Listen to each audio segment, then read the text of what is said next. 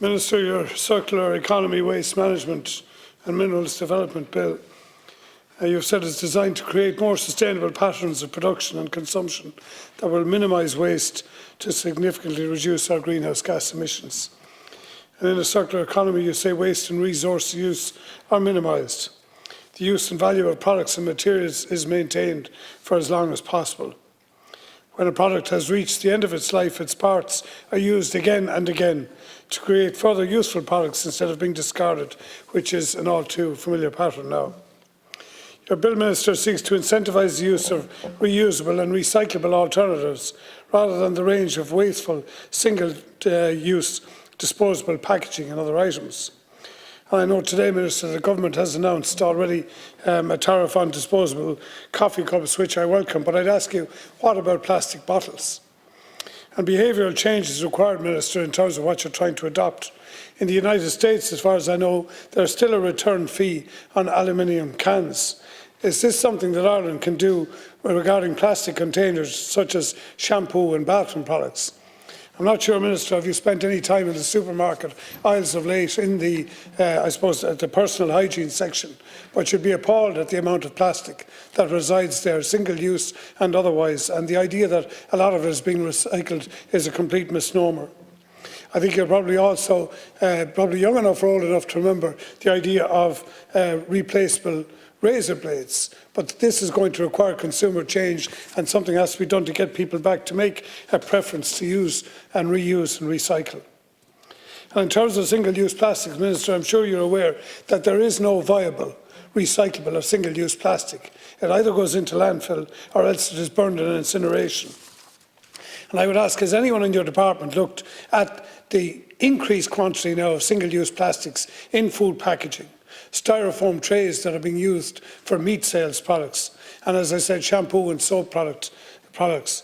So we need to incentivise alternative packaging, Minister, in terms of cellulose packaging, Tetra Paks, glass instead of plastics. But how is this change and this price differential to be achieved? And I think your bill needs to spend some time considering that, Minister.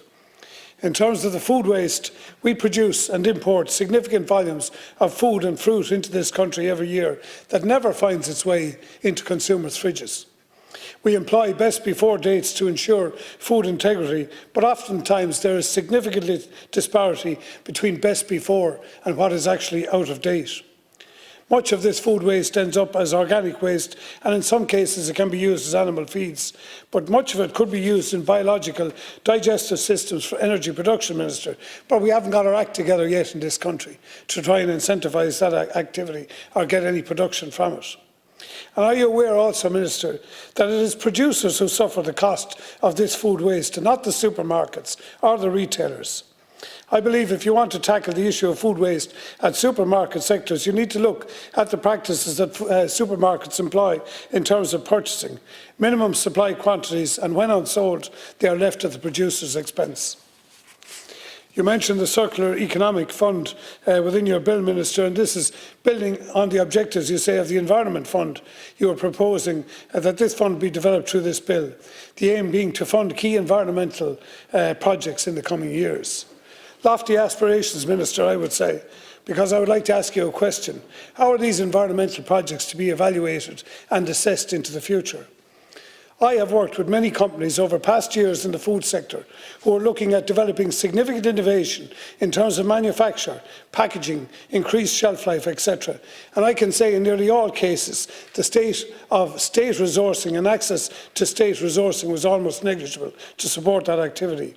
It is my experience, Minister, that we rarely do have a great record in transformational innovation in this country unless it comes from the university sector, and we largely tend to ignore it when it comes from the commercial sector. So, as I say, lofty ambitions, Minister, but ring-fencing money for use in R&D that is not properly spent is just another form of taxation, Minister. So I will be interested to see your proposals in respect of the circular economy as the legislation moves on. The amendments to the Waste Management Act's fly tipping and dumping has already been mentioned by a number of deputies here tonight, and it is a scourge and a blight on our rural environment in particular. As a councillor, I was engaged with Waterford environmental teams in the disgusting activity of going through domestic waste bags dumped at the roadside to look for evidence that would pinpoint who was responsible. I was amazed even then with the evidence in terms of receipts and correspondence found, the difficulty there was in pursuing any prosecution. In Waterford Council, a number of times I asked for CCTV to be deployed at a number of problem dumping spots, but was informed by the Executive this was not possible because of GDPR issues.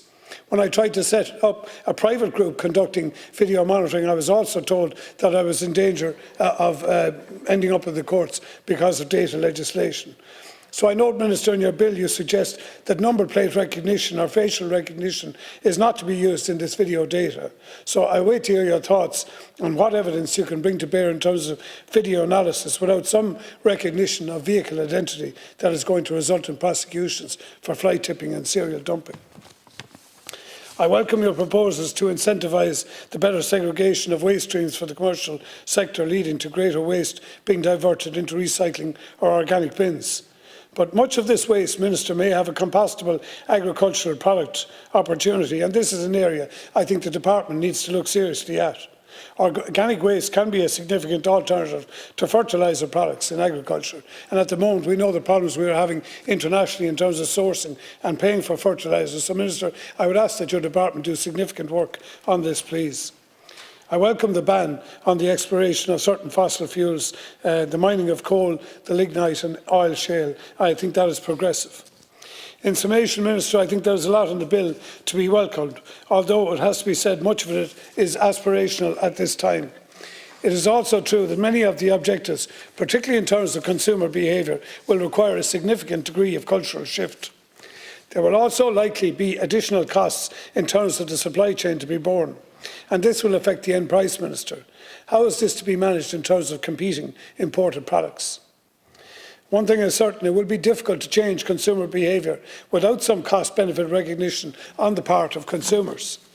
And this will not happen, Minister, without significant re-education and reinforcement of both the environmental damages that are being caused by our present consumption patterns and the possible environmental benefits that can accrue if we adopt a new reuse recycle policy.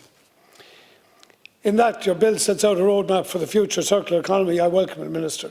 Although, like many, I fear its publication may be a great deal easier to complete rather than the practice it wishes us to change. I would therefore ask you, Minister, that you in your department engage early, often and repeatedly with manufacturing, with trade and with retail sectors, so that this policy objectives you desire in this bill may be mutually agreed and therefore may possibly be implemented in the future. Thank you.